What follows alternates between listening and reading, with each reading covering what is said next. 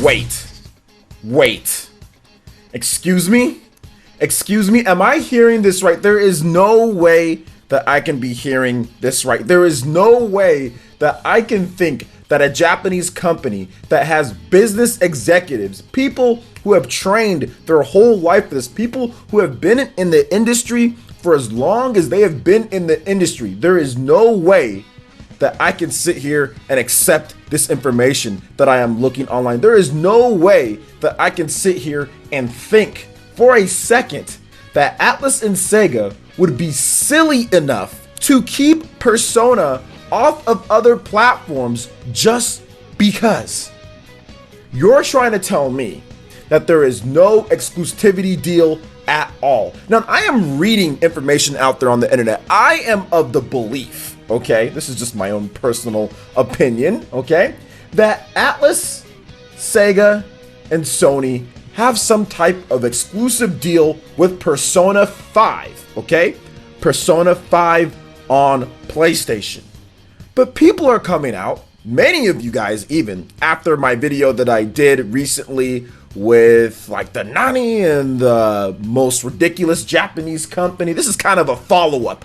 This is the spiritual successor. But many of you guys felt that there is no exclusive deal. And many of you guys felt that the evidence that I linked with the Jack of all controllers and Persona exclusivity is important to us. Many people ran with that. And apparently, I seem to have ran with it as well. Because there are many of you guys out there that think that there is no exclusivity deal with PlayStation and Persona 5. And that Atlus and Sega are keeping this game PlayStation only just because.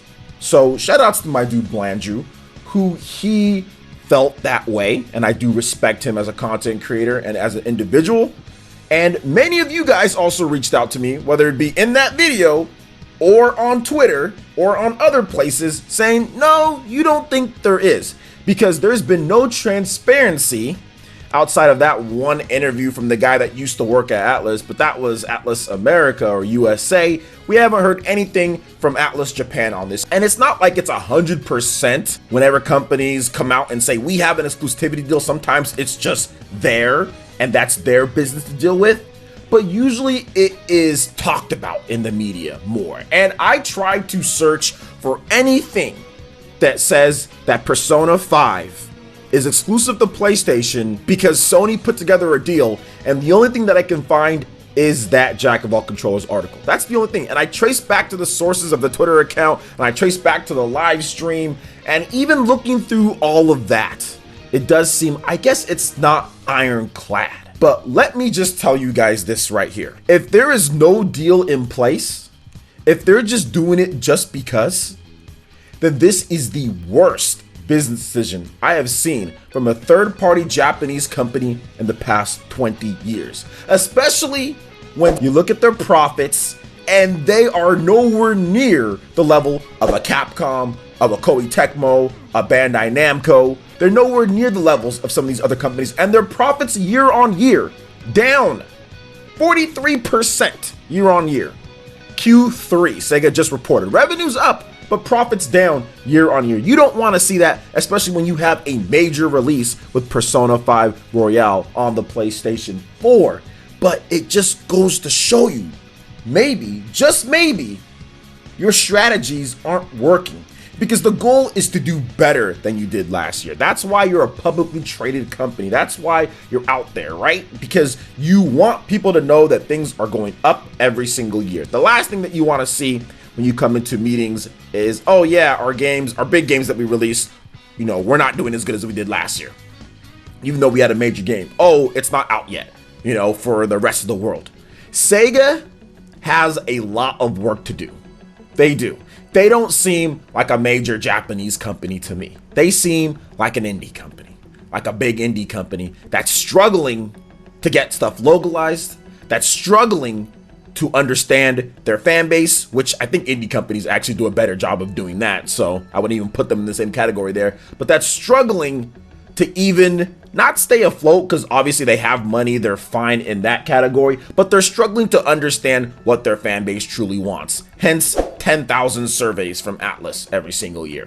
And I'm exaggerating, but goodness gracious, it's like I cannot think to believe that a company would be this dumb. That's why I've always felt that Atlas and Sega and Sony have an exclusivity deal. But if they don't have one at all, and it's not, like Persona 5 isn't on Nintendo Switch and PC just because, that is a horrible, horrible business decision. That is one of the worst business decisions that I have seen a Japanese company make. And there is no excuse for that whatsoever. Now, I know one thing that people are going to bring up because they want to turn this into a whole console war thing, which is fine. I'll address that right now at this point. So, Shin Megami Tensei, nobody was saying it was bad business or stuff like that when that game was announced. Shin Megami Tensei is smaller, right? It's not as big of a franchise as Persona, even though Persona spun off from Shin Megami Tensei. Shin Megami Tensei was first. It's not as big, and at the time that it started going Nintendo only, they were making smaller DS games, they were making 3DS games and stuff like that, right? Shin Megami Tensei was not on home console. So that's where the area they were kind of going in. And nobody really asked for Shin Megami Tensei to be exclusive to Nintendo systems. And I would be completely fine if Shin Megami Tensei was on PlayStation, and if it was on PC, that's cool, that's great. I don't think Nintendo fans are going to really throw up a fit. People just want to see the game at this point, right? People just want to see the game. It's not even about exclusivity or anything like that. Who cares? It's Shin Megami Tensei, right? It's not a first party. Obviously, first party games are first party games, right? So those can be exclusive, or the publisher can decide whatever they want to do with that. But when it comes to third party like this, when you're reporting year-on-year revenues down, and when you're looking at it and stuff just isn't doing better, or you're not doing as well as you should be doing, that's when I'm gonna have to step in and say that's a very bad decision, because you're not getting any money to only have it on this one system. And there are millions, 52 million to be exact, reasons why that maybe you should be putting it on other platforms when it comes to Persona 5, if there is no exclusivity deal in place. Plus, you have PC via Steam. That's been a great place to sell games as well, right? Games do sell on Steam. And you even have Xbox One if you wanted to put it on there. Although some Japanese developers opt to not put their games on there due to low game sales, or Japanese games just not doing as well. Either way, there are multiple other platforms to pick as an option to where your revenues year on year aren't down. You can't sit here and tell me that there wouldn't have been a better performance. Even if you had to spend more money on a port, there wouldn't have been better performance of what they did in Q3. So to me, this is a horrible business decision. Has nothing to do with console wars or anything like that. Okay, this is a third-party company that's opting to only put it on one platform, if this is true, just because. I still feel that Atlas and Sega have some type of deal, but if they don't, it's ridiculous, right?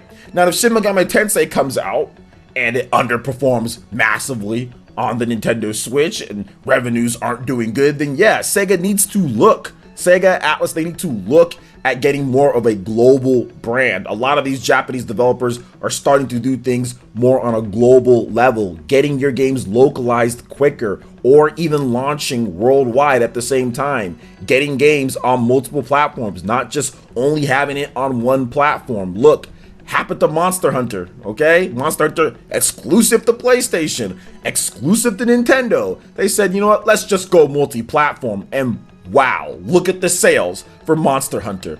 Monster Hunter World has blown up.